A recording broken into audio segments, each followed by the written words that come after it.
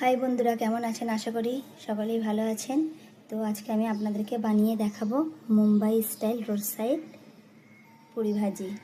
তো তার জন্য দেখুন কী কী নিতে হবে। 2 বাটি আটা, অল্প লবণ, হাফ চামচি অল্প অল্প জল দিয়ে আটাটা মেখে নেব। আমরা বাড়িতে যে আটার রুটি তৈরি করি সেই আটাই নিয়ে নিয়েছি। যেই ধরনের আটা মাখি ঠিক ওইভাবেই আটাটা মেখে নেব।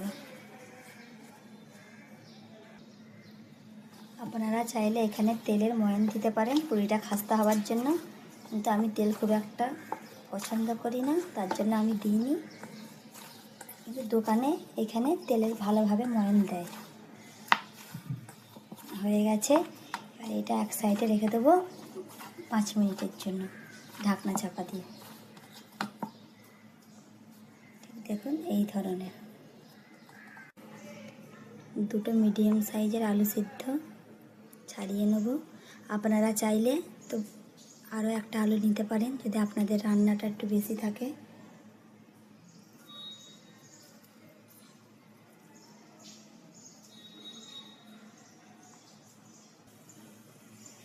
এই আলুর তরকারিটাকে এইখানে ভাজি, আমরা বাঙালিরা এটাকে আলুর তরকারি বলবো। তো এইভাবেই হালকা হালকা গোটা গোটা রাখতে হবে। তো হয়ে গেছে। 2টো মিডিয়াম সাইজের টমেটো এইভাবে কেটে টমেটোর পেস্ট বানিয়ে নেব।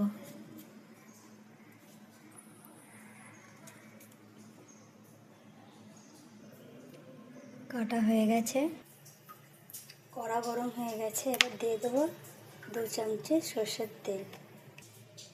কিছু গোটা মশলা দেবো, যেমন 5টা গোল, 3টে লং, একটা বড় এলাচ, 3টে ছোটো এলাচ আর 2টো তেজপাতা এভাবে ছিঁড়ে, অল্প গোটা জিরে,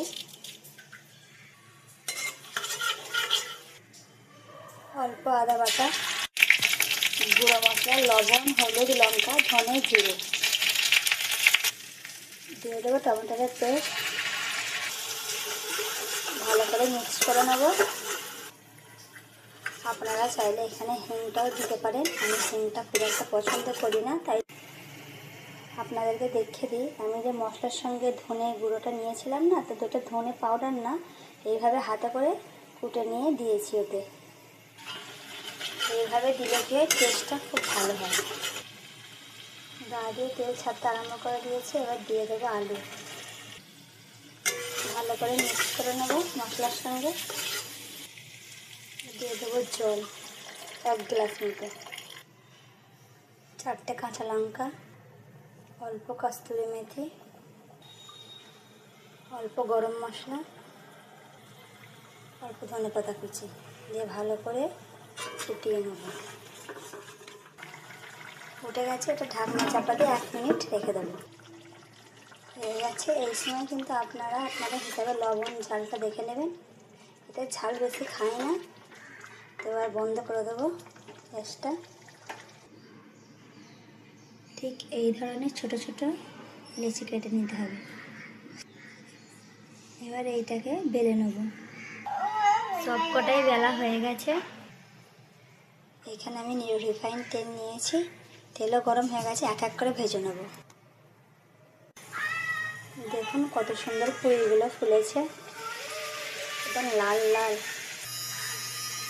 হয়ে গেছে। আপনারা এইভাবে একবার পুরি ভাজি বানিয়ে বাড়িতে অবশ্যই খেয়ে দেখবেন। খেতে কিন্তু খুবই ভালো লাগে। যদি আমার ভিডিওটা আপনাদের ভালো লাগে, লাইক, সাবস্ক্রাইব এবং ফলো করবেন। Thank you.